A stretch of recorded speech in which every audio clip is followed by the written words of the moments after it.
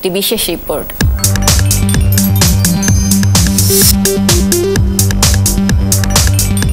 Gaming টেকনোলজিতে একটু একটু করে হলেও পা রাখতে শুরু করেছেন দেশের তথ্য প্রযুক্তিবিদরা। দেশের পরিচিত পরিবেশকে প্রেক্ষাপটে রেখে তাদের হাতে তৈরি হচ্ছে একটি দুটি গেমও। এর আগে আমরা আপনাদের শুনিয়েছিলাম ঢাকা রেসিং এর গল্প।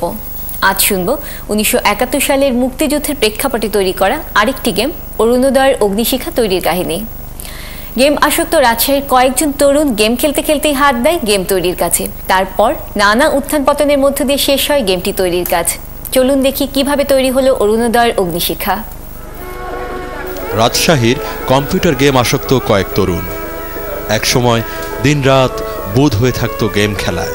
আর গেমের মধ্যে অ্যাকশন গেমই ছিল তাদের পছন্দের শীর্ষে। ফার্স্ট পার্সন শুটার গেমের কাহিনী, গ্রাফিক্স, সাউন্ড এফেক্ট আবিষ্ট করে রাখত তাদের।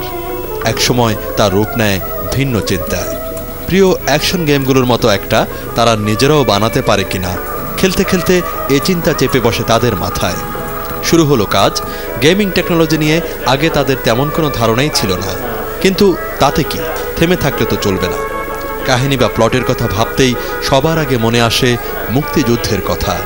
অনেক বাধা বিপত্তি আর শ্রমের দীর্ঘ পথ পেরিয়ে অবশেষে বাস্তব রূপ নেয় তাদের স্বপ্নের প্রথম প্রজেক্ট। নাম দেয়া হয় অরুণোদয়ের অগ্নিশিখা। মুক্তিযুদ্ধের পটভূমিতে তৈরি করা গেমটির ডেমো ভার্সন প্রদর্শন করে তারা ঢাকার একটি কম্পিউটার মেলায়। হইচই পড়ে যায় চারদিক। যখন আমরা গেমটা শুরু করলাম, এবং মুক্তিযুদ্ধের গেম এই জন্যই শুরু করলাম যে যদি বাংলাদেশের ক্যানভাসেই করতে হয় তাহলে মুক্তিযুদ্ধই সবচেয়ে অ্যাপ্রোপ্রিয়েট একটা বিষয় হতে পারে। বেশ কিছুদিন, 1 বছরের মতো আমরা যতদূর পারি আমরা নিজে ডেভেলপ করার চেষ্টা করছিলাম যে অন্ততপক্ষে একটা আউটপুট তো দিতে হবে, কাউকে দেখানোর জন্য হলো। তো সেই হিসেবে আমরা ডেমো আউটপুট দিই। গত 26 মার্চ স্বাধীনতা দিবসে রিলিজ করা হয় পূর্ণাঙ্গ গেমটি।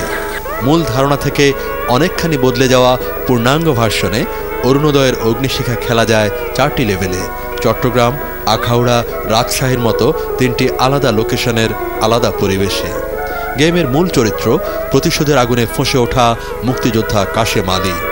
টকবাগে তরুণ রুমি